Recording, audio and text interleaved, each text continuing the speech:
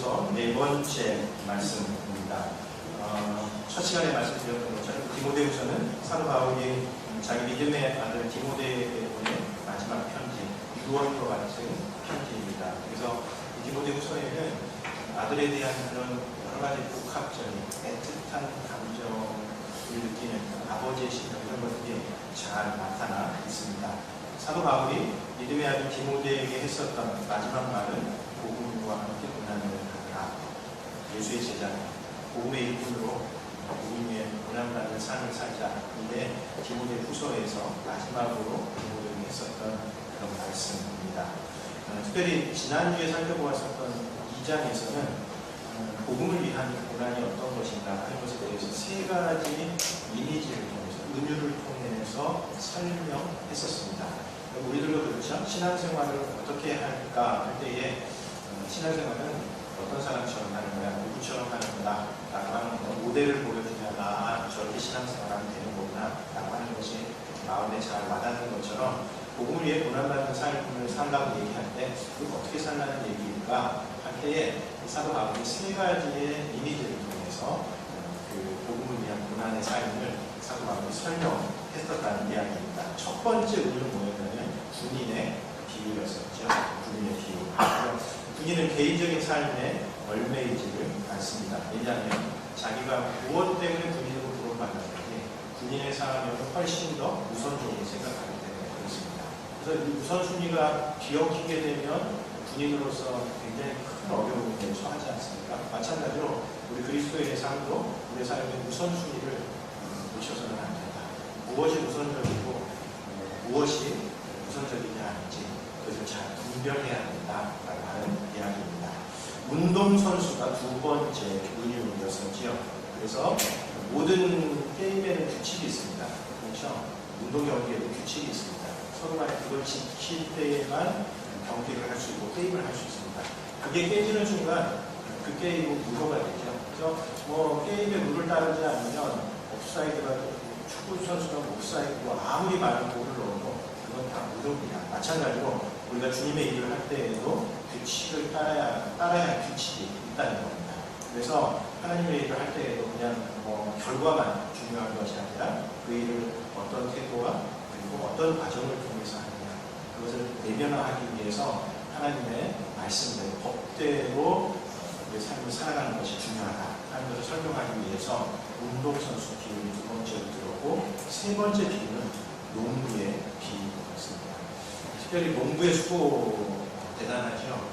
가을의 결실을 얻으려면 이 더운 여름에 어떻게 하느냐가 굉장히 중요하다고 이렇게 얘기하지 않습니까? 오히려 햇빛이 비칠 때에 농작물들이 말라 죽지 않도록 물도 대주어야 하고 자초도 뽑아주어야 결실을 이룰 수 있는 것과 마찬가지로 결실을 얻은 추수를 거둘 수 있는 것과 마찬가지로 우리들도 그런 어떤 농부의 수고하는 그 모습들 가운데에서 우리 하나님 앞에 복음의 일꾼으로 일해가는 것이다 하는 설명을 하고 있었던 겁니다.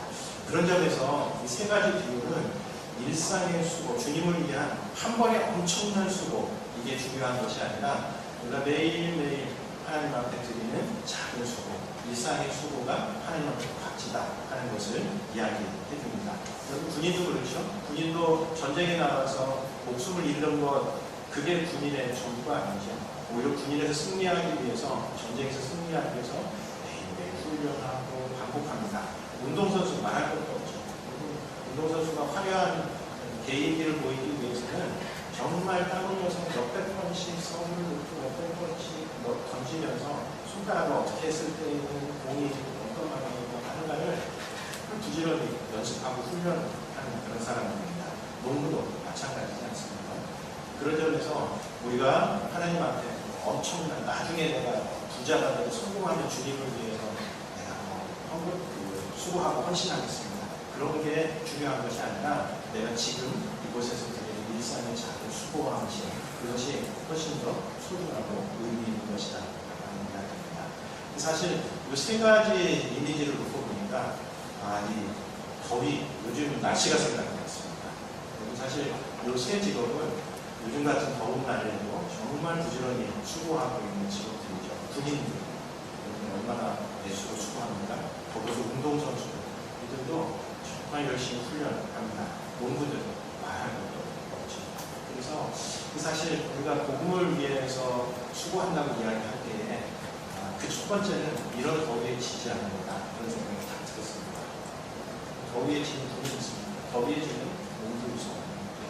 참 지난주, 지지난주 사실 굉장히 더웠는데 이 더운 날씨에 이렇게 와서 예배 드리는 분들이 있는 것을 보고 저도 참 기쁘고 감사하더라고요. 저 같으면 이렇게 와서 예배 드리지 않을지.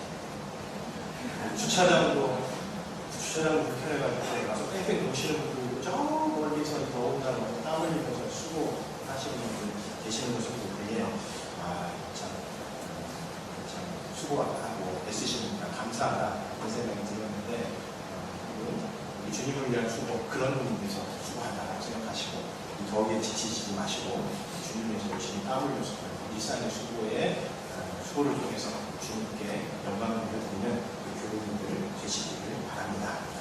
우리가 지난주에는 1절부터 8절까지만 읽었지만 사실 이 성경의 한 문단 전체를 끊으라고 보면 1절부터 13절까지를 끊어서 읽으면 가장 자연스럽습니다. 그래서 우리 성경에서도 문단을 아예 그렇게 나누어 있습니다. 그런데 1절부터 13절까지가 복음을 위해서 어떻게 우리가 고난받는가 하는 것에 대한 설명인데 1절부터 13절까지 전체를 통틀어서 아주 강조되는 단어가 하나 있습니다. 그게 뭐냐면 신실함이라고 하는 단어입니다. 여러분 편지를 쓰거나 글을 쓸 때에 자기가 강조하고 싶은 것은 어떻게 되죠? 자주 언급하게 되죠. 사도 바울도 우리가 복음을 위해서 수고하는 주님의 병사로, 주님의 운동선수, 주님의 농부로 살아간다고 얘기할 때 거기서 사도 바울이 강조하고 싶었던 것이 하나 있었습니다. 그게 뭐냐면 신실함이라고 하는 겁니다. 우리말 번역에는 약간 다르게 번역되어 있기는 한데 우선 2절에 나온 신실함이 첫 번째 나옵니다. 2절 또 내가 많은 증인 앞에서 내게 들은 말을 충성된 사람들에게 부탁하라 이렇게 되어 있는데 이게 사실은 충성된 사람들 하니까 꼭 군인의 되게 높은 수준의 난이도를 요구하는 것 같지만 우리말로 좀 더 적절하게 정확하게 번역하면 신실한 사람, 믿을 만한 사람, 앞과 뒤가 다른 사람, 말하면 그대로 실천할 줄 아는 사람, 그런 사람들을 가리킵니다. 그러니까 복음을 맡겨야 될 사람들이 누구라고요? 신실한 사람. 그렇게 한다고 그랬다가 나중에 상황이 좀 안 좋아지고 여건이 안 불리해지면 아유 못하겠다 이렇게 그냥 내팽개치는 사람이 아니라 어쨌든 어려운 여건 속에서도 믿을만 한 사람. 여러분 인간관계에서도 그렇지 않습니까? 일단 신뢰가 깨지고 나면 그 사람이 무슨 말을 하든 무슨 행동을 하든 그 이상의 관계는 발전되지 않습니다. 거짓말하는 것 같고 저 사람의 말 어디까지 믿어야 되나 그 생각이 드는 순간 더 이상 관계는 발전하지 않죠. 우리와 하나님과의 관계도 마찬가지입니다. 우리와 하나님과의 관계는 일단 신실함이라고 하는 것이 중요한 요소입니다. 11절에서도 미쁘다 이 말이여 라고 하는 이 표현, 미쁘다라고 하는 이 말로 피스티스라고 해서 신실하다. 그러니까 사도 바울이 11절부터 13절까지 인용하는 그 말이 믿을 만한 신앙 고백이다 라고 하는 그런 의미를 담고 있고요. 13절에서도 우리는 믿음이 없을지라도 주는 항상 믿으시다 라고 얘기하는데 이게 다 다른 말로 번역이 되어 있어서 한 단어구나라고 하는 것을 우리가 잘 알아차리기 쉽지 않지만 이게 똑같이 신실함, 충성스러움 동일한 말을 사용하고 있습니다. 그 말은 무슨 뜻이겠습니까? 우리가 주님을 위해, 복음을 위해 예수님의 제자로 복음의 일꾼으로 살아가는 데 있어서 아주 중요한 덕목 가운데 하나가 신실함, 믿음직스러움, 충성스러움이라고 하는 이야기입니다. 그럴 때라야 어려움을 인내할 수 있죠. 그래서 10절에 보면 참음이라고 하는 거, 10절과 12절에 참음이라고 하는 말도 한 번씩 반복해서 표현이 됩니다. 그러니까 사도 바울로서는 복음을 위해 수고한다, 복음 위해 고난받는다고 얘기할 때 일단 신실함과 그리고 그 신실함 속에서 나타나는 인내, 이것이 복음의 일꾼의 중요한 덕목이다라고 하는 것을 이야기해서 강조하고 있는 것이 2장 1절부터 13절까지의 내용입니다. 특별히 현대를 우리가 살기 때문에 이 신실함이라고 하는 것이 훨씬 더 소중합니다. 우리 잘 아는 것처럼 세상의 삶의 방식은 하나님께서 원하시는 삶의 대척점에 서로 반대 지점에 있는 경우들이 많습니다. 그런데 하나님은 우리가 신실한 하나님의 백성이 되기를 바라는 세상은 우리로 하여금 계속해서 이 신실함을 소홀히 여기고 신실해봤자 좋은 거 없어. 신실해봤자 충성스러워봤자 너만 손해본다. 그러면서 우리로 하여금 신실한 어떤 삶의 훈련을 익히지 못하고 계속해서 세상이 우리를 몰아갑니다.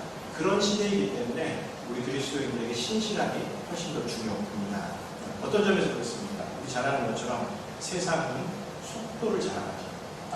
발빠르게 변하는 것이 세상의 미덕입니다. 그래서 일종의 변화의 가속도가 붙었습니다. 우리 컴퓨터 이런 부품들 생각을 해보면 용량이 배가 되는데 들어가는 시간이 점점 빨라진다고 이야기하지 않습니까? 변화의 가속도가 붙었고 심지어는 변화 자체가 미덕입니다. 변하지 않는 것 자체에 대해서 잘 견디지 못하는 겁니다. 아이고 저거 또 저대로 나왔네. 이러면 그게 좋은 것이든 나쁜 것이든 일단 우리의 마음속에 갑갑한 생각들이 있습니다. 우리 미디어도 그렇잖아요. 한 장면 이렇게 계속해서 보여주면 갑갑합니다. 설교를 아는 사람들이 진절머리 나는 이유가 설교에 변화가 없잖아요. 설교자가 바뀌는 것도 아니고 무슨 나무 장면이 나오는 것도 아니고 별로 잘나지도 않는 사람 얼굴 나타나고 얼굴이 바뀌지도 않는 거예요. 그러니 갑갑하고 힘든 겁니다. 왜요? 변하지를 않아요. 세상은 우리들에게 빨리빨리 변해야 해요. 변하는 게 미덕이다. 변하지 않으면 어떻게 되는 거다 이러면서 계속해서 변화를 이야기하는 겁니다. 그런 뿐만 아니라 일회성을 강조하죠. 일회용품이 생활 전반을 지배하고 있고 그래서 인간관계도 일회적인 것이 있습니다. 그냥 그 자리에서 만나서 뭔가 잘하고 그 이후에는 뭐 어떻게 되는지 상관없어요. 그냥 그 자리에서 뭔가 잘하면 되는 관계가 우리들에게 굉장히 익숙해진 그런 삶의 방식이 되어버립니다. 신실한 건 거의 빨리빨리 속도에 맞추어서 자기 자신을 변화시키도록 요구받고 있는 세상입니다. 특별히 그렇게 돼가는 데에는 우리 어떤 산업사회의 분위기, 문화 이것이 굉장히 큰 역할을 하는 것 같습니다. 저희 후배 가운데에 큰 기업의 인력관리 부서에서 일하는 친구가 한 명 있는데 예전에 이제 구직 관련된 프로그램을 진행하면서 그 친구하고 좀 이야기를 나눌 수 있는 기회가 있었습니다. 요즘 이 구직 문제가 보통 심각한 문제가 아니지만 그리스도인들 가운데 특별히 그런 사람들이 많아요. 그래가지고 하나님께서 다 해결해 주시는 거 이렇게 생각하면서 대학 시절 동안 완전히 아무런 구직과 관련된 준비도 안 한 채 사회에 나온 사람들이 많습니다. 그래서 제가 선교단체에서 있다 보면 이런 친구들이 사회생활하면서 진짜 힘들어해요. 왜냐하면 나중에 하나님이 다 해결해 주실 거라고 생각하면서 실제로는 아무 준비도 안 해거든요. 근데 이제 정작 나와서 구직 활동을 해보면 자기가 아무것도 준비되어 있지 않다는 것에 대해서 자괴감을 느낍니다. 그래서 심지어는 내가 대학 생활하면서 헌신했던 게 이게 다 말짱 그런 거구나. 하나님 없어. 이러면서 신앙적으로 이렇게 흔들리는 사람들이 굉장히 많아서 참 쉽지 않거든요. 그래서 그 친구들 위해서 구직 어떻게 좀 늦었지만 구직 활동 어떻게 준비해가면 좋다. 이런 것들을 이제 훈련하는 그런 프로그램입니다. 근데 이제 이것도 해보면 진짜 필요한 친구들 알아요. 그래서 어디선가 기도하면 해결해 주시는 걸 이러면서 어디선가 숨어서 기도하고 있는 거예요.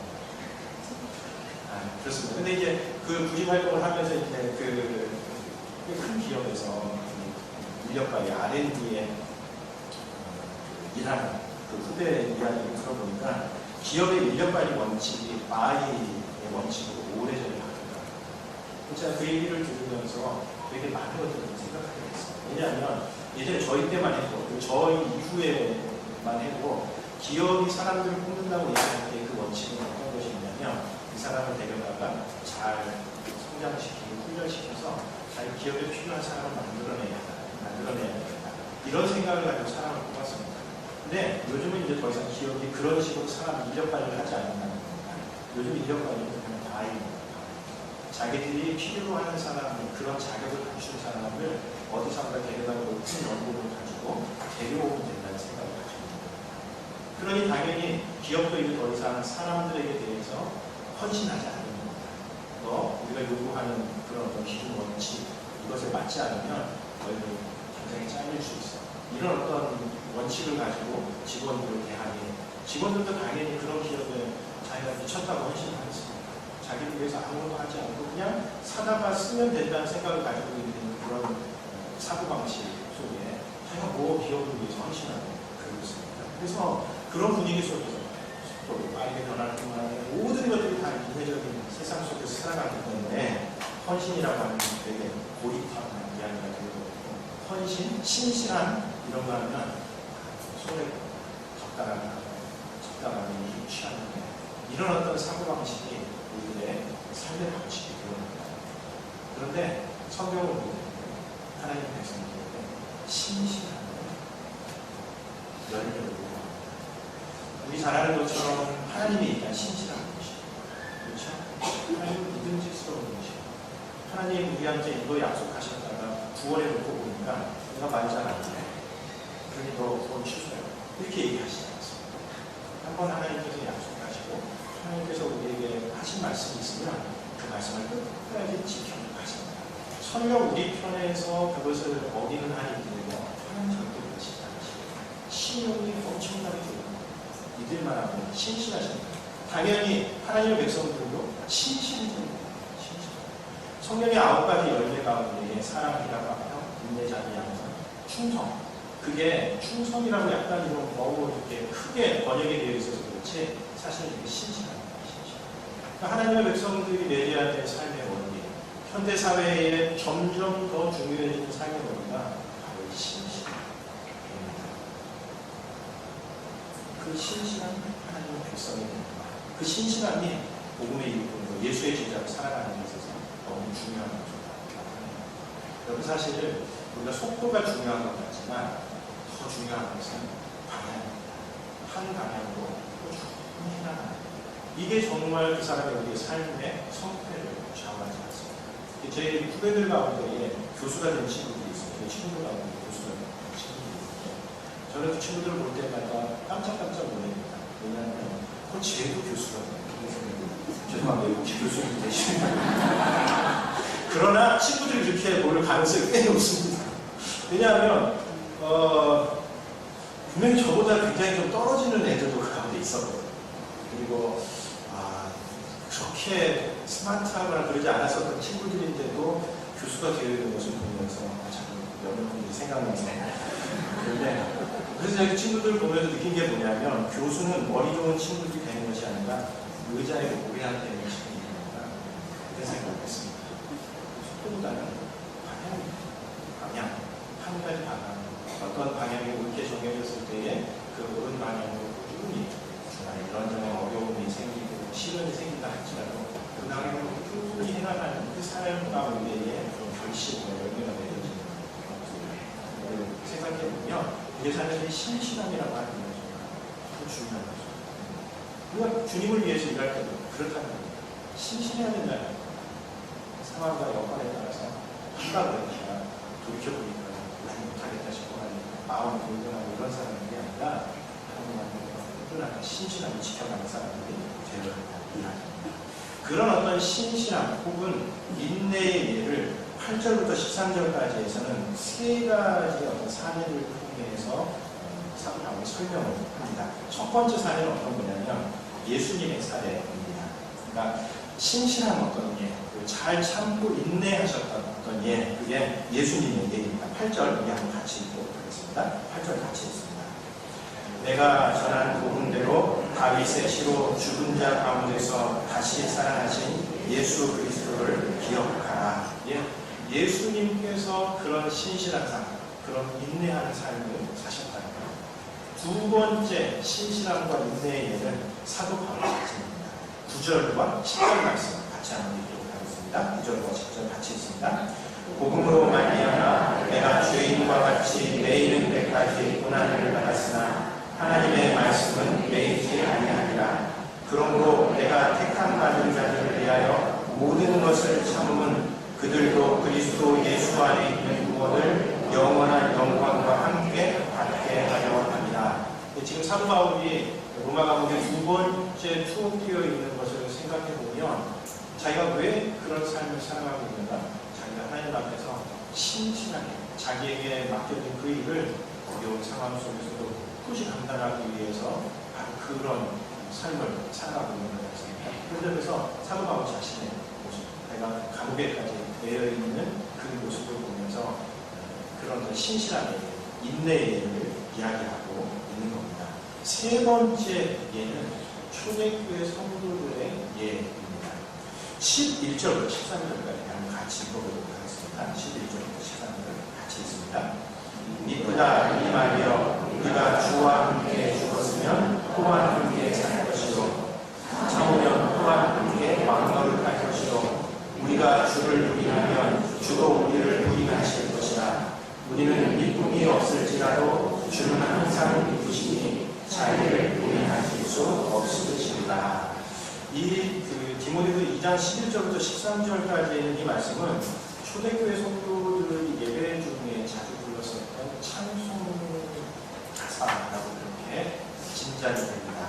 왜냐하면 2장 11절에 보면 미쁘다 이 말이여 하면서 그 뒤에 인용하는 그 말이 신뢰할 만한 그런 말이다 라고 하면서 사도하고 인용을 하고 있기 때문에 그렇습니다. 그래서 우리 개혁 성경에서는 그냥 다른 성경 구절하고 똑같이 그렇게 번역을 하고 있지만 최근에 나온 현대어 번역 성경이나 아니면 영어 성경 같은 데서는 그래서 하나의 시처럼 이렇게 문율과 그다음에 구절을 맞추어서 시처럼 나누어서 실어놓고 있습니다.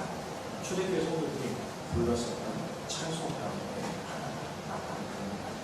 그런데 그 찬송을 생각하면서 초대교회 성도들이 살았었던 그 삶, 그것이 바로 신실함과 인내의 삶이다. 그런 점에서 생각을 해보면 이 찬송은 참 여러 가지 그 가운데 우리에게 여러 가지 것들을 생각합니다. 우선 이 찬송은 구원의 은혜를 생각합니다. 구원의 은혜를 찬양하게 하는 그런 찬송입니다. 왜냐하면 우리가 주와 함께 죽었으면 또한 함께 살 것이다. 우리가 주와 죽었다면 주와 함께 살 것이다. 다만 이것은 무엇에 대한 고백입니까? 우리가 처음 구원받았을 때, 특별히 침례받았을 때의 그 구원의 경험을 아주 잘 표현하고 있습니다. 여러분, 침례가 무엇이죠? 침례는 우리가 주님과 함께 죽는 것을 가리킵니다. 우리가 주와 함께 죽었으면 그리고 다시 물 위에서 올라오는 것은 주와 함께 살 것이다. 그 신앙의 경험, 그것을 담고 있습니다. 그런 점에서 이 초대교회 찬송가는, 초대교회 성도들이 불렀었던 이 찬송가는 자신들이 받았던 구원의 첫 은혜, 그것을 표현하기 정말 좋은 찬송입니다. 그런데 이 찬송을 또한 성도들이 주님을 위해 봉사하며 헌신하는 분기에 너무 좋은 찬송입니다. 왜요? 우리가 주와 함께 죽으면 주와 함께 살아. 우리가 인내하면 주와 함께 왕노릇 할 것이다 라고 하는 현재의 경험을 그 가운데 행으로 살아가는 것입니다. 우리가 주님을 위해 수고하는 그 삶, 때로는 우리 자신을 죽이는 삶입니다. 인내하는 삶입니다. 신실하기 위해서는 그럴 수밖에 없습니다.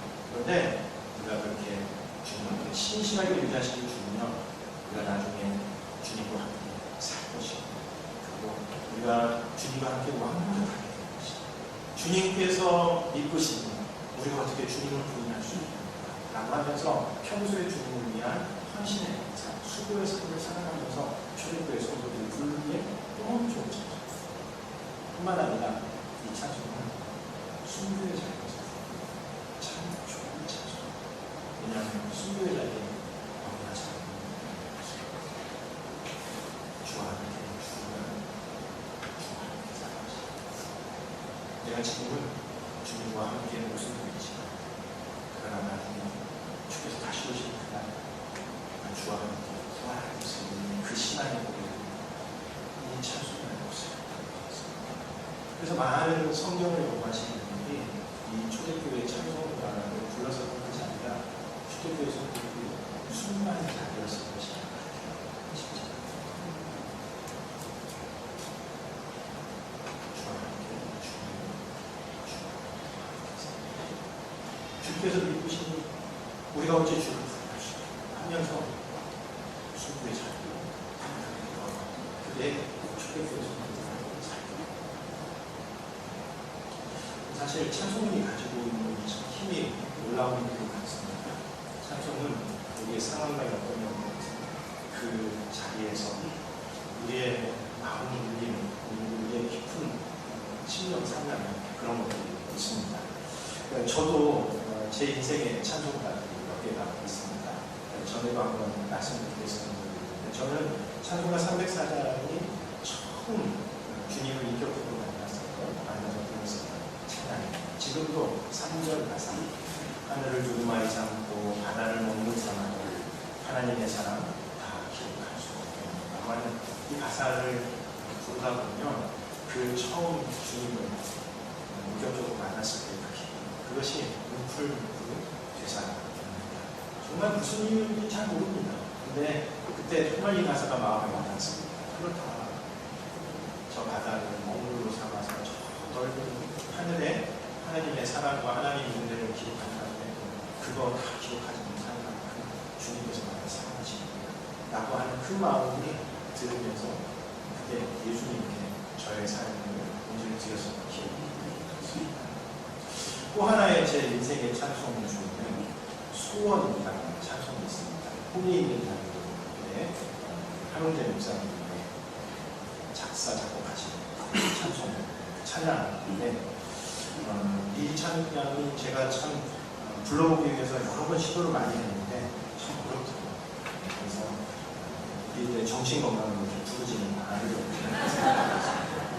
근데 그 가운데 여러 가지 가사가 참 좋습니다. 한 사람의 음악가로서 자신의 삶이 주님을 높이는 찬양이 되었으면 좋겠다라고 하는 그런 소망을 담고 있는 그런 그 가사인데 저는 그 가운데서 저 높이 솟은 산이 되기보다 여기 오름직한 산이 되기보다 라는 부분들이 너무 좋습니다. 저 높이 솟은 산이 되기보다 읽을 때도 잘 안 되는데 읽을 때도 잘 안 되는 그렇습니다.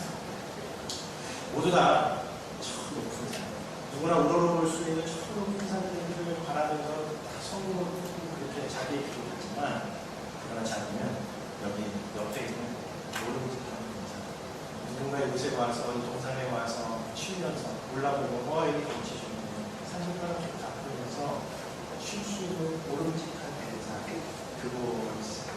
그런 동산과 같이 사는 삶이십니다. 남들이 우러러보는 삶이 하나님 앞에 의미 있는 삶이 아니라 누군가 옆에 있어서 오를 만한 그런 동산과 같은 공간이 되어주는 삶이라면 그런 사람의 삶도 하나님 앞에서 의미 있는 삶이다. 그런 이야기입니다. 저는 그래서 이 가사가 너무 좋아서 나중에 장사를 하면 오름직한 동산으로 가게 상고를 내면 좋겠다 이런 생각을 사실 했었습니다. 혹시 여러분 사고 고민하시는 분 계시나요? 오름직한 동산 나중에 도는 줄 알고 드시고 계시나요? 한 목사님한테 가야 되는데 잘 모르겠는데 할 생각이 있습니다. 저는 남들이 막 우러러보는 목사가 되는 거예요. 나만 해도 오를만해. 그런 목사가 됐습니다. 그런 생각을 가지고 있습니다. 그냥 거창한 거. 남들이 막 힘주어서 바라보는 삶이 아니라 누가 와서 동산에 올라볼 수 있는 그런 삶이면 하나님 앞에 영광의 삶입니다. 또 하나 제 인생의 찬송 중에는 찬송가 149장 있습니다.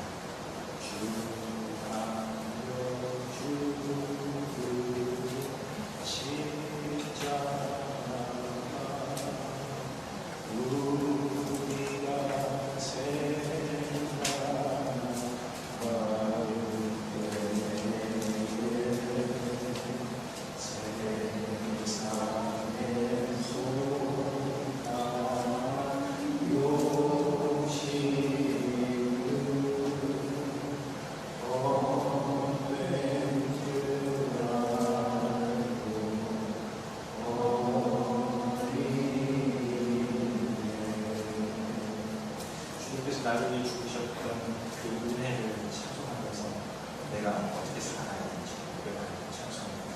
특별히 4절 의미했습니다. 온 세상만 가져도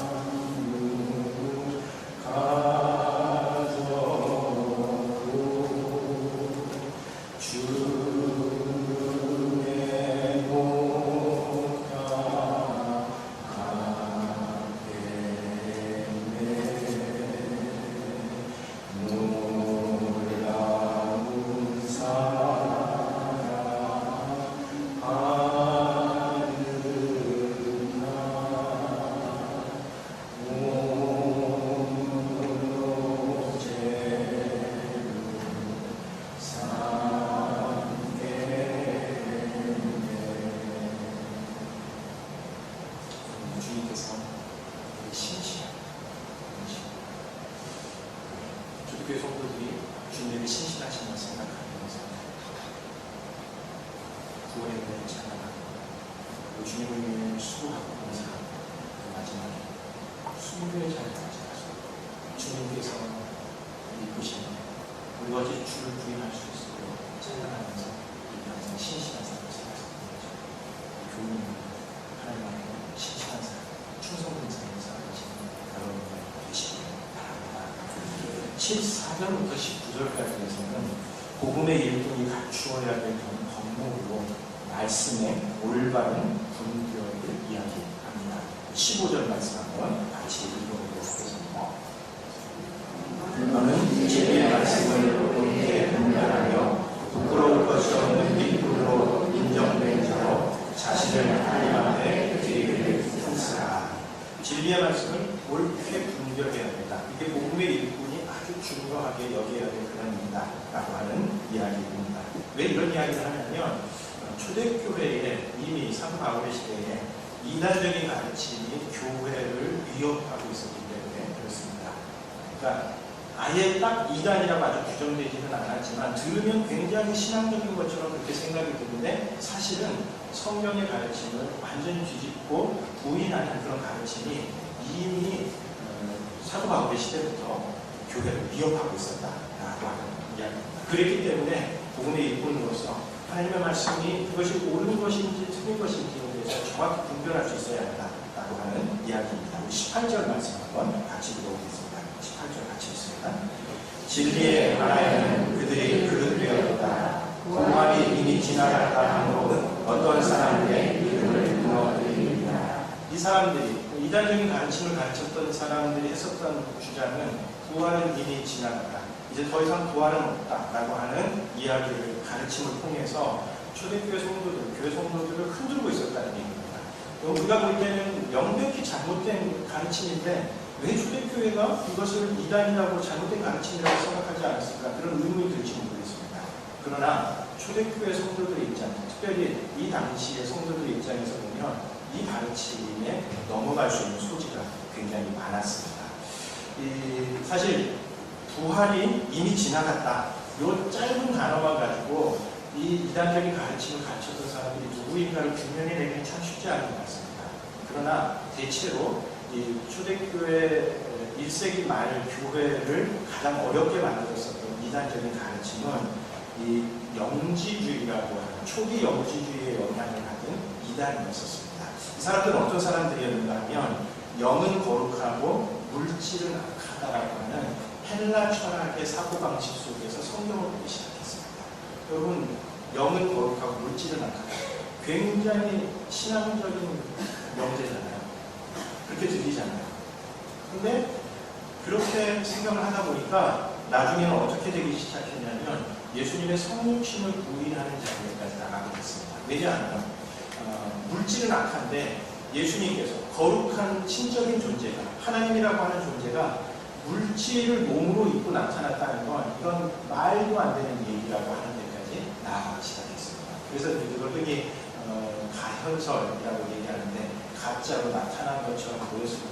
그러니까 예수님께서 실제로 인간의 몸을 입고 오신 것이 아니라 인간의 몸을 입고 오신 것처럼 잠시 나타났다가 십자가에서 죽으심으로써 영만 하늘로 올라갔다라고 하는 이런 말도 안 되는 가르침을 가르치고 있었다. 이렇게 생각을 하면 우리의 육신의 부활, 나중에 예수님께서 이 땅에 다시 오셔서 우리 몸에 부활이 다 함께 일어난 이 부활은 필요도 없고 불가능한 일입니다. 그래서 부활은 이미 지나갔다라고 하는 이 말을 통해서 초대교회 성도들은 흔들고 있었답니다. 그런데 이 이단이 초대교회에 가장 어려움을 가져다는 이단이었습니다. 그래서 우리 사도신경의 첫 구절이 전능하사 천지를 만드신 하나님 아버지를 내가 믿사오므로 시작되는데 이 이유가 초대교회 성도들이 이 사도신경이라고 하는 것은 교회가 믿는 신앙의 일종의 표준입니다. 그러니까 그것을 받아들이냐 받아들이지 않느냐가 정통교회의 이단인지를 판가름하는 기준인데 사도신경의 가장 첫 구절이 전능하사 천지를 만드신 하나님 아버지를 내가 믿사오며 라고 첫 구절이 시작하게 된 데에는 영지주의적인 이단들을 이단이라고 배격하는 배경이 있습니다. 성경의 하나님은 어떤 하나님일까요? 물질세계가 악하다는 것입니다. 천지를 만드시고, 천지를 만드시고 선하다, 보기 좋다, 참 마음에 든다라고 얘기하셨던 그 하나님이라는 겁니다. 그래서 사도신경은 영지주의적인 가르침이 잘못되었다고 명확하게 선을 긋는 데서부터 출발을 합니다. 그런 이단적인 가르침들이 교회 안에서 이게 이단인지 아닌지 헷갈리게 만들면서 성도들의 삶을 뒤흔들고 있었던 겁니다. 특별히 이단의 가르침은 굉장히 파괴적입니다. 16절에 보면 망명되고 헛된 말을 버리라 그들은 경건하지 아니하며 점점 나아간다. 그렇게 얘기합니다. 점점 이단의 가르침에 노출되고 그 가르침에 깊이 빠져들면 우리 안에 경건한 사람이 사라지기 시작한다는 겁니다. 뿐만 아니라 17절 그들의 말은 악성 종양이 퍼져나감과 같은데 그 중에 후메네오와 빌레도가 있는가. 악성 종양, 암이 퍼지는 것과 같이 공동체 하나를 완전히 무너뜨린다는 겁니다. 이단의 가르침이 그렇게 아주 파괴적인 영향을 받습니다. 실제로 우리 주변에서도 이단들이 횡행하는 곳들 가보면 그냥 한두 달 사이에 교회 전체가 완전히 넘어갑니다. 신천지가 특별히 그렇습니다. 와서 산업일이라고 하는 것을 하기 시작하면요. 몇 사람 와가지고 교회 성도들이 이런저런 가르침을 퍼뜨리기 시작하면 교회 하나 전체가 통째로 넘어가는 경우들이 굉장히 많습니다. 뿐만 아니라 이단적인 가르침에 대해서 우리가 경계해야 되는 이유는 그런 이단적인 가르침이 우리의 신앙을 흔들어 놓을 뿐만 아니라 우리의 삶과 때로는 가정까지도 파괴하는 경우들을 많이 보기 때문에 그렇습니다. 그리고 실제 이단들이 그렇지 않습니까?